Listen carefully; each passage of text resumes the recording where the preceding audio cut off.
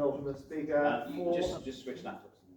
Oh, cool. I hit the button. Penultimate speaker for tonight, who is a neuroscientist who works in the UCL Ear Institute. And here we go. And has the best title slide of anyone who have had today. Can you please put your hands together for Rachel Williams?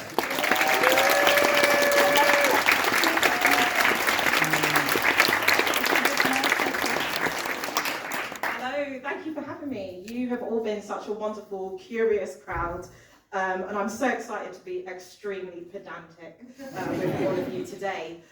So I'm naturally going to start off my evening of unnecessary detail by telling you my entire life story. In the winter of 1993, 2 gametes fused. This critical act resulted in a viable pregnancy. And in fact, if this baby had been born at the full 40 weeks, instead of the precocious 36, that baby would have been born on Star Wars Day. May the 4th be with you. However, this baby was born on an even more mathematically pleasing date. The 4th of the 4th, 1994, that's right. Okay, 4th of the 4th, 1994, that is 3 fours. 4 cubed is 64. 4 halved is 2. Half of 64 is 32. I think you'll find the square root of 4 is also 2. And in fact, 32 minus 2 is 30, my current age, and thus I stand before you. That very same baby, fully grown. 4 is the only number that has the same number of letters in the word as the value the number represents. There are 4 words in my name, Rachel Honeyghan-Williams, and it is a pleasure to be here today. I'm Dr. Williams. I'm a doctor of developmental neurobiology, or as I like to call it, brain stuff. So, brains. One lesser known fact about babies is that they too, just like us, have brains. So they start off at a paltry size, about 350 grams, and over time grow to about 1.5 kilograms, until eventually the brain begins to shrink again through the process of aging, arguing with trolls online, or ultimately being placed in a jar of formaldehyde for preservation. So this leads me to a research question. Brains get bigger, that's what they do, but there must be an animal that comes out on top. I mean, quantitatively at least.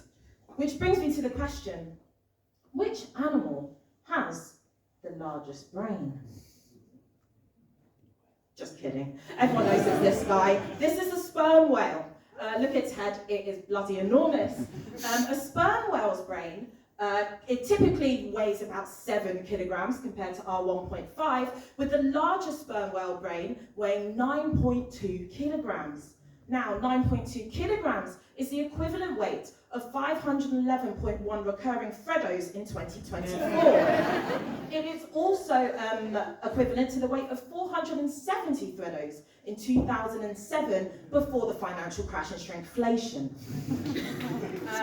Shrinkflation makes you think of a potentially more interesting research question. Perhaps the real question that I'll be exploring today, which animal has the smallest brain? Now, the problem with absolutes in biology is that, well, sometimes they're really hard to prove, but unfortunately this leads to air of what can only be called academic cowardice. So I've decided to take on the job. Being the best biologist in the world, I feel like I'm the only person qualified to answer. Well, either that or stupid. Okay, so step 1, I did what every good scientist does, just to make sure I'm not wasting my time, and I Googled it. And with the help of Google's AI overview, I determined that the smallest brain belongs to the C. elegans, the roundworm. And you might think, yeah, that makes sense. These guys are tiny. Here they are in a Petri dish, and we'll zoom out and compare the size to a pencil. Their brains have got about 302 neurons or nerve cells. So you think, pretty good candidate. And then I remembered that this was suggested by Google's AI overview. So I went to a slightly more reliable source, Wikipedia. So if you go to Wikipedia, you will see a list of animals by their number of neurons. And if we look at that list already, we can see that C. elegans is 6th. But you know what? Let's use this as a reference for future work. So the C. elegans brain has about 302 neurons and is about 40 microns in diameter. But how do I know that?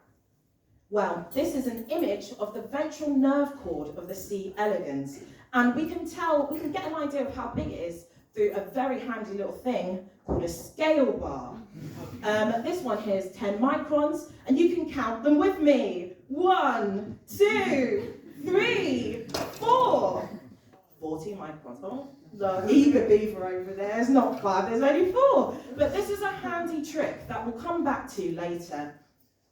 So, now that we have some evidence that C. elegans might not have the smallest brain, let's Google it again, but with some skepticism. So I thought, let's look at the ragworm, and this is actually something that comes up if you add -AI at the end and look at what people actually think. And here's to prove it. Here is an article about the ragworm being described as an animal with the smallest brain, the smallest animal with a brain. It's a cousin of our worm, handy. And let's have a look at that. Oh yeah, it's really cute as well. And here we go. Here's an image of the brain. Anything that's cerebral column has a double C at the end. So let's measure that. How big is the scale bar? 20 microns, there we go. So let's count them together. 1, 2, 3, and a little bit. So let's call it 70 microns. Unfortunately, that is bigger than the C. elegans, so you're out of the running, babe. Luckily, we have other candidates and other ways to attack this problem. Oh yeah, and that's what you get for trusting the Daily Mail. Brilliant. Now we know that Googling it is no longer a viable option. I'm so sorry, undergrads, your lives have been ruined. So I did what any postdoctoral research fellow did and appealed to authority by asking some PIs.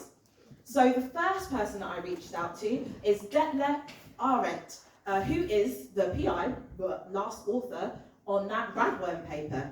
I thought surely this guy has some justification for the whole, going to the media and saying we've got the smallest brain, right? So he did not respond to my emails. So next I followed up with someone from my department who is the king of worms and knows every great restaurant in the London Bridge area, Quilin Chung. And he suggested that I email Detlef. So unfortunately he was not able to support this.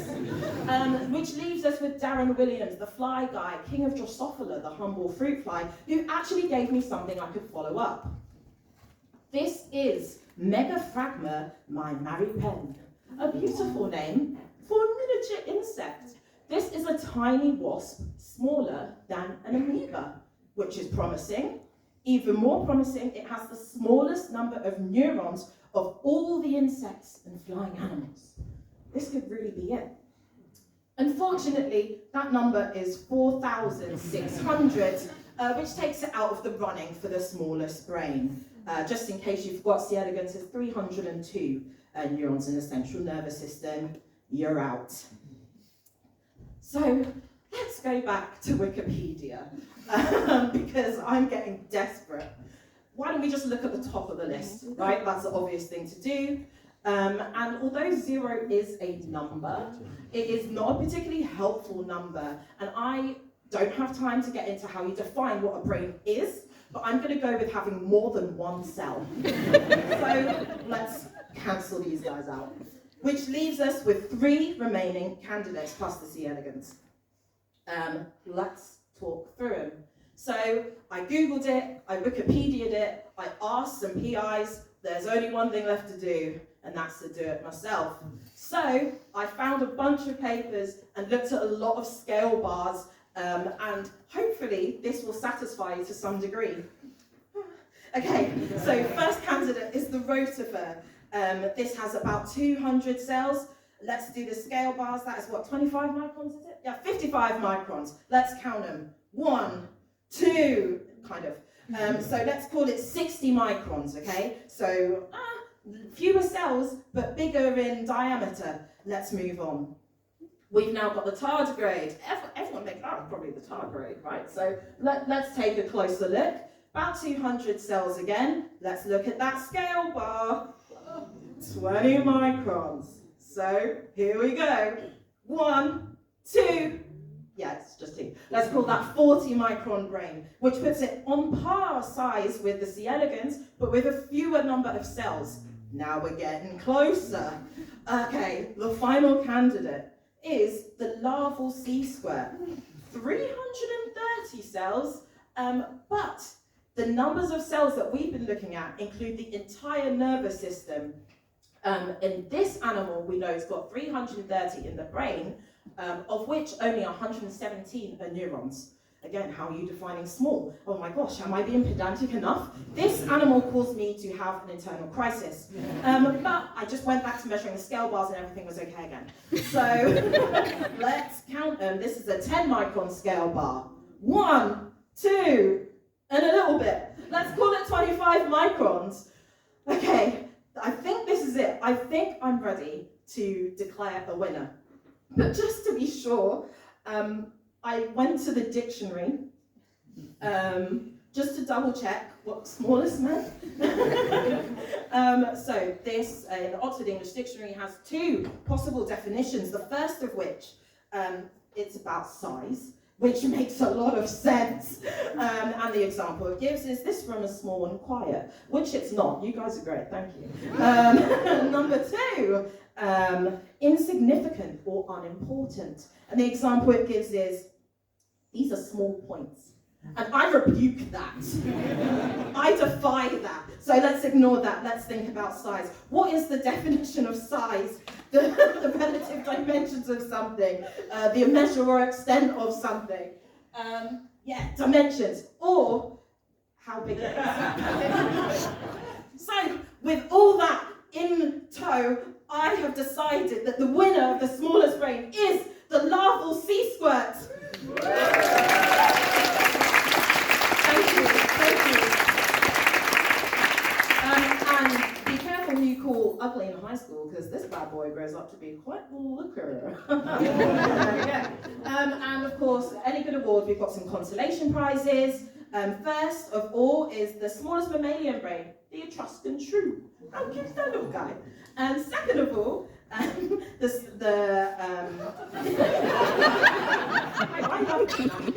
smallest brain to body size ratio goes to the bony-eared aspid. Let's go. So that is it, and I really would like to give a lot of thanks to Wikipedia. Although our top choice is a little bit out of order, and well, you know, where's the column for just the brains? I think they saw me coming, because they admit that this list will not satisfy all standards of completeness. So thank you so much for listening. If you're wondering why I did this, it's because I was proofreading for a children's book.